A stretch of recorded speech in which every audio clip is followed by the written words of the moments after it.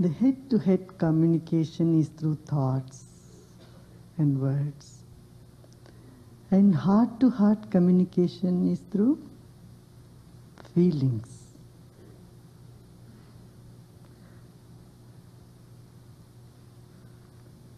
Man throughout the ages have felt that he cannot communicate his feelings.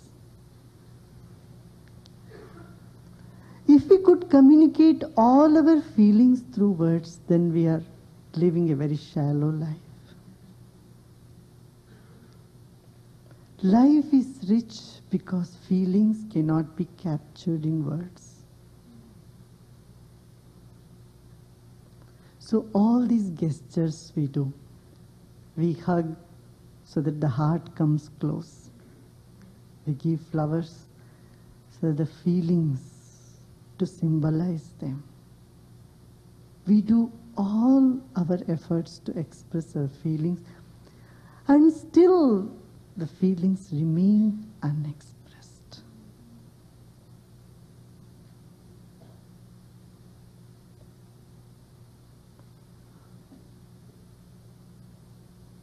And soul-to-soul communication is silence.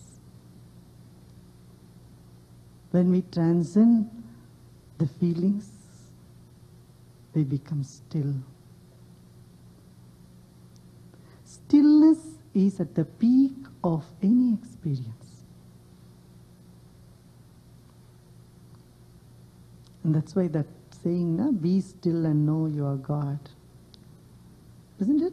It's an expression that way.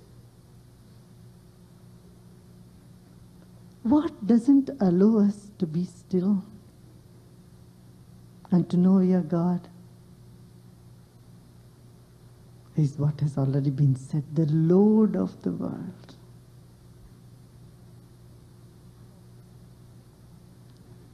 Eyes open, we are lost in the activity. Eyes closed, we fall asleep.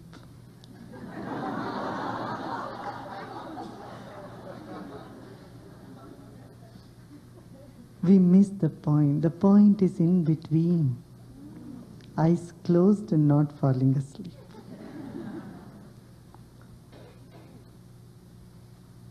Meditation means seeing God within you. And love is seeing God in the person sitting next to you.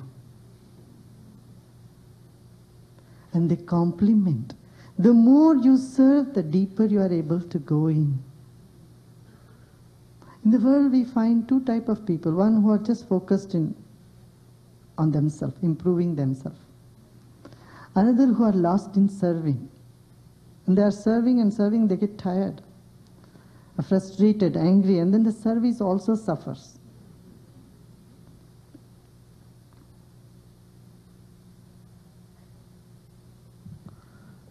Some scout boys were in a Sunday service, and the father said, "You should serve." Said, "Like what? What is the service?" Said, "Like suppose an old woman is wanting to cross the road, go and help her to cross the road." So the boys went, and they looked for the whole week. There was no old woman trying to cross the street. 4 of them. Finally, they found one woman walking on a footpath. One of them went and asked him, "Would you like to cross the road, madam?" She said, "No." Was disappointed. So the other boy went, he asked, he said, perhaps he has not asked him properly, she's very rough. So let me go and ask her. She asked, "Would you like to cross the road?" She was a little bit, she wondered, why? He said, "All right." So he took her across the road. Now the other boy, another boy, the third one came and he asked her again, "Would you like to cross the road?" Now it really bothered her. When the fourth one approached her, she almost screamed and ran away. We think this is a service. Service is not just doing something, it is that consciousness within you where you are readily available to do something.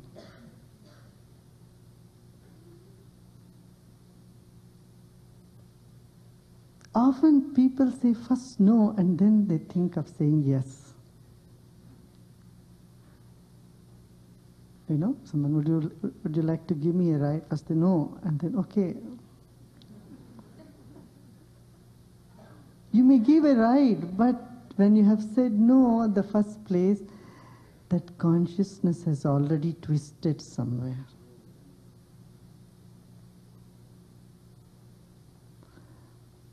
Service is seeing God in the person next to you. And when we serve, we are able to go deep in, and the more you go deep in, the more you are able to serve. They complement.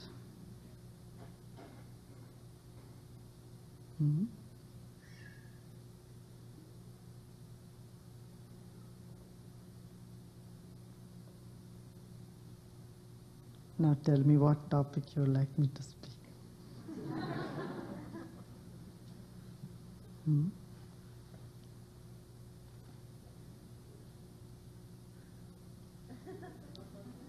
Huh? Abundance.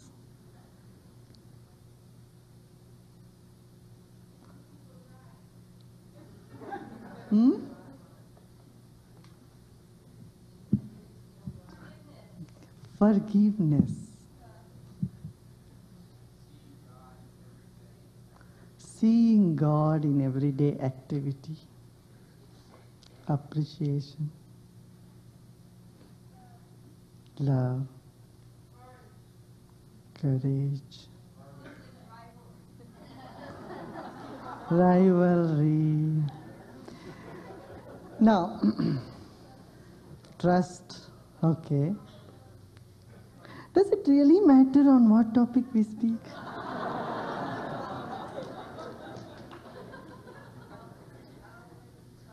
Are you all here? 100%? If you are hungry, you may be going to restaurant in the mind. You are sitting in the church and thinking about lasagna or pizza.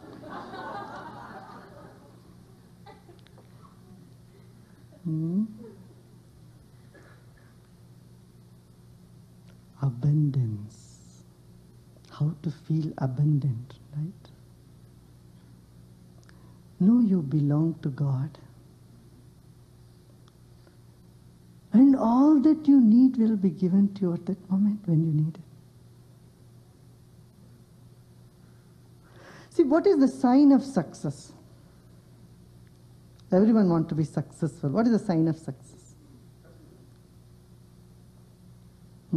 Worries, tension, diabetes, ulcer.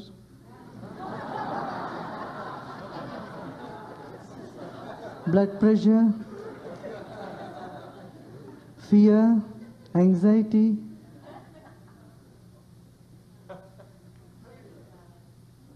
Smile.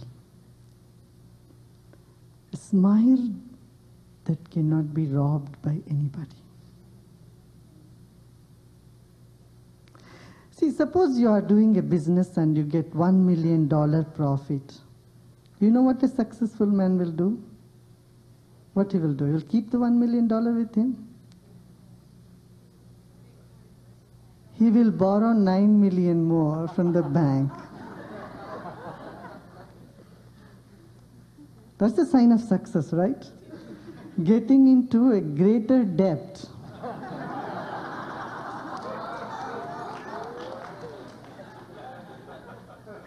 Now, who is richer? One who has $1,000 debt or one who has $1 million debt?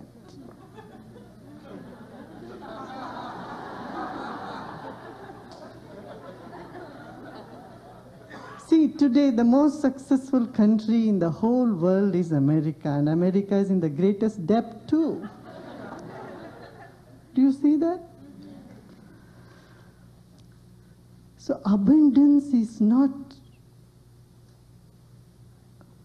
just amassing money or keeping a big bank balance.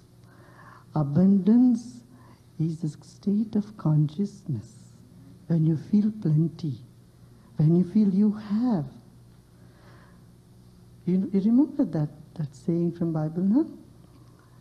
Those who have, more will be given to them. Those who do not have, whatever little they have, will also be taken away from them.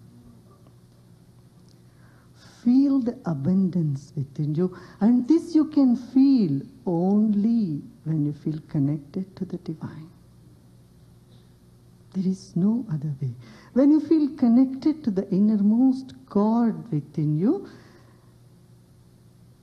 then nobody can take the smile away from you. No one can ever induce any fear into you.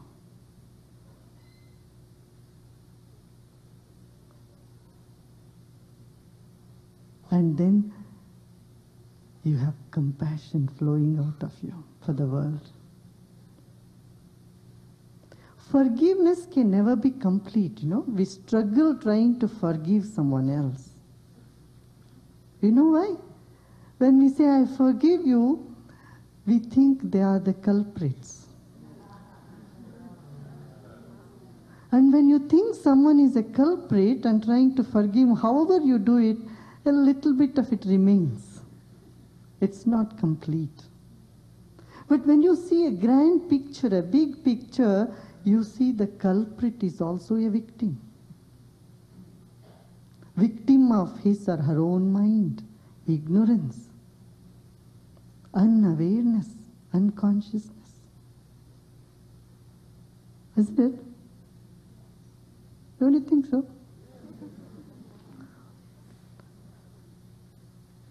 So compassion arises from you when you cannot forgive someone. You know, there is a story about Buddha. Have you heard about it? What story?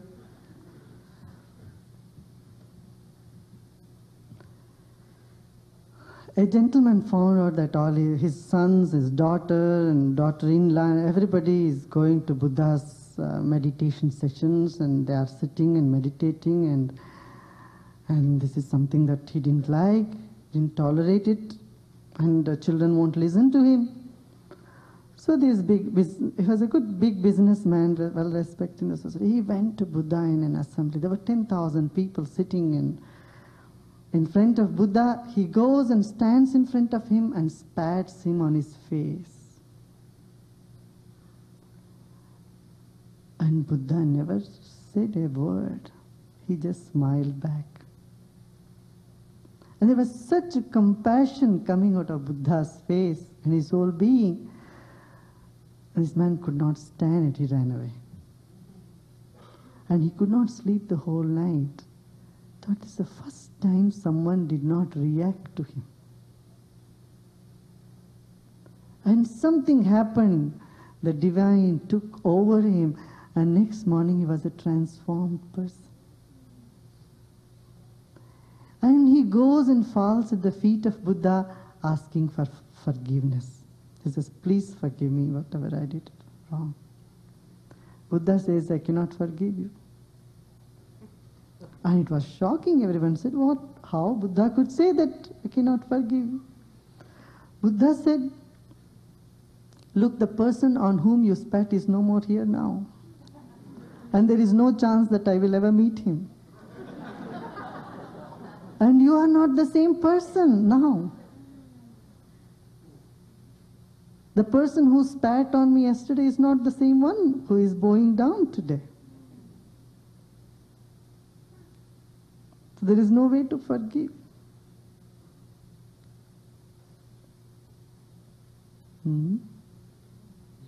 Compassion is a step higher.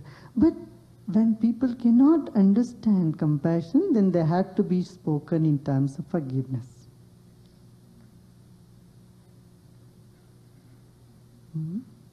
See, usually knowledge is given to the place and to the people who need it at that time. Of course, it contains the eternal truth, the truth of beyond time. But the outer covering, outer expression will be for the time, for the people, for the place.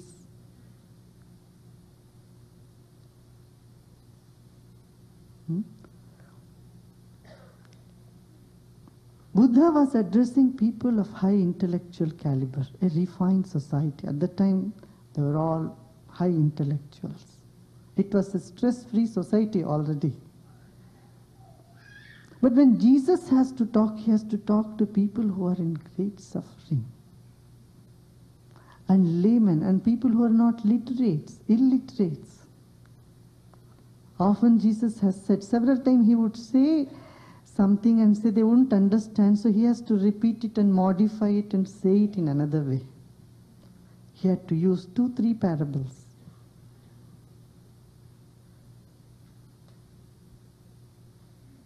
The time was different. When Jesus was giving his teaching, people were at the darkest period of time, of history. But the essence is the same. The essence, whether you call it compassion or you call it forgiveness, it is the same.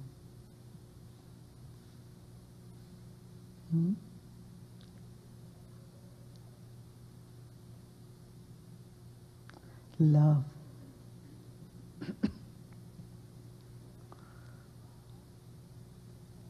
Love is responsible for all our negative emotions.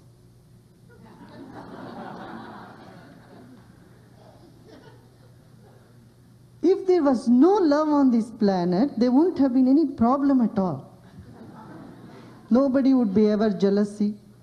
Nobody would ever be greedy. No one would ever get angry at anything.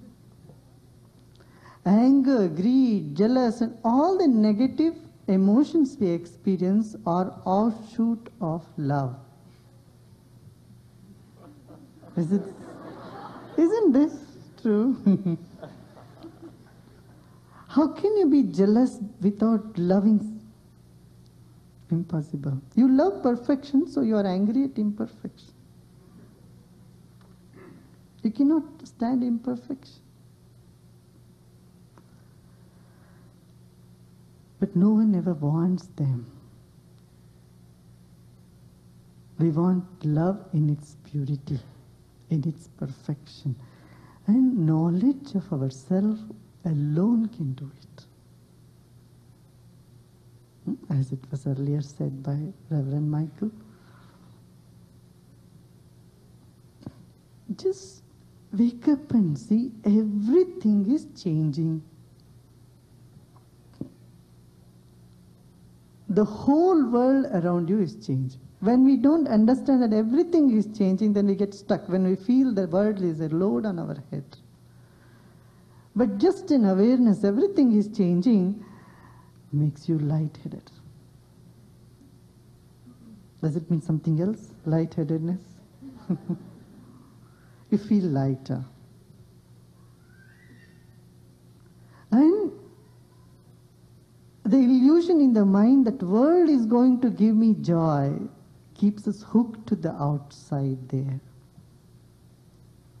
But if you have observed the moments of joy, you always go within. Suppose you smell something very beautiful, very good, fragrance, then you automatically your eyes shut. Have you noticed this?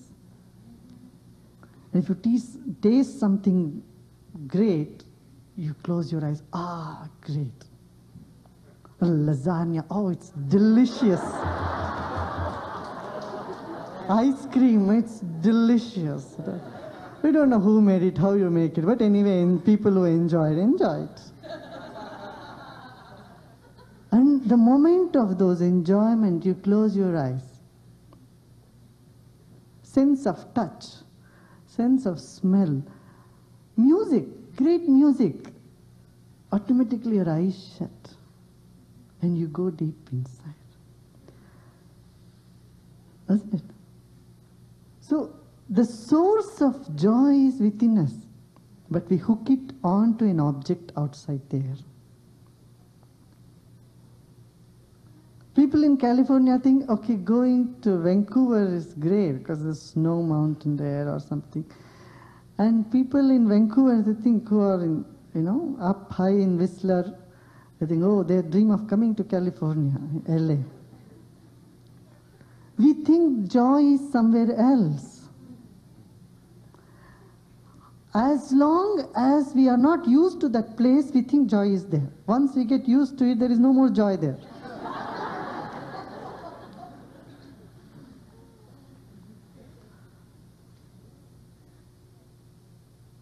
For people living in the countryside, Hollywood is their dream.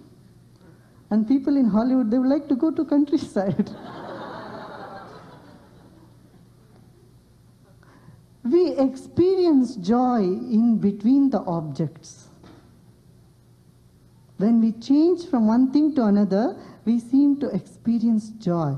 But we associate that joy which is coming from the gap to the object next. And there is a rat race that goes on with that object. God is not an object.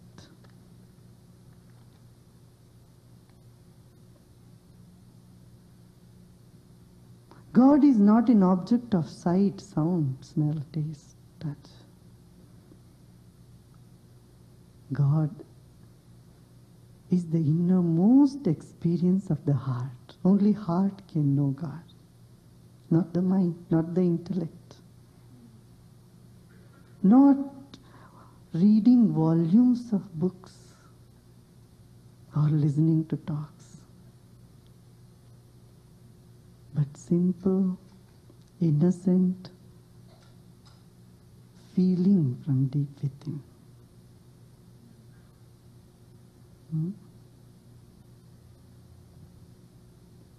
Trust. To understand trust, you must know what doubt is. Without knowing doubt, you cannot grow in trust. Impossible.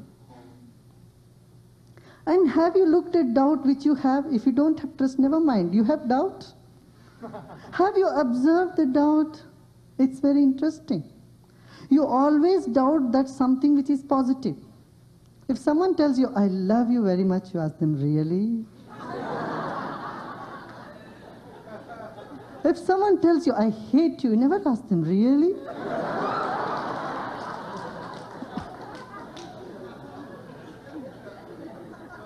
You doubt your capabilities, you never doubt your incapabilities. You are sure what you cannot do, but you doubt what you can do. Isn't it? You doubt in the honesty of someone, you never doubt in the dishonesty of someone. You doubt in love and happiness. When you are happy, you doubt, I'm not sure, is this what I want? But when you are depressed, you never doubt, am I really depressed? When you are happy, you are not sure. Never sure that you are happy. But doubt never brings, the depression never brings a question of doubt. So our doubt is always about something that is good, something that is positive. So if you doubt God, I think it's great.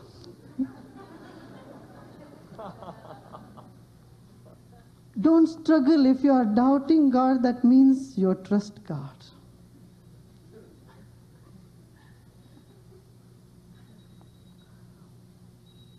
We doubt in the existence of God, we doubt in people around us, and then we doubt ourselves.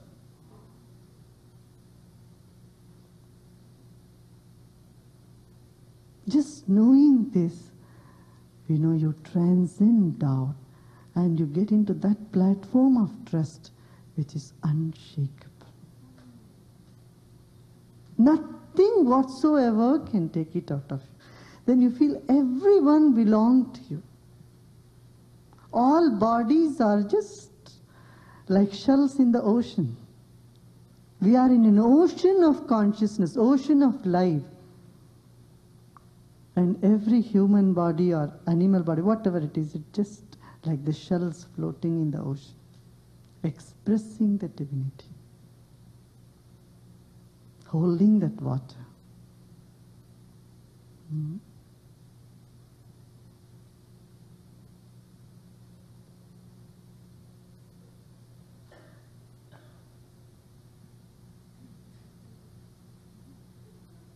Yeah.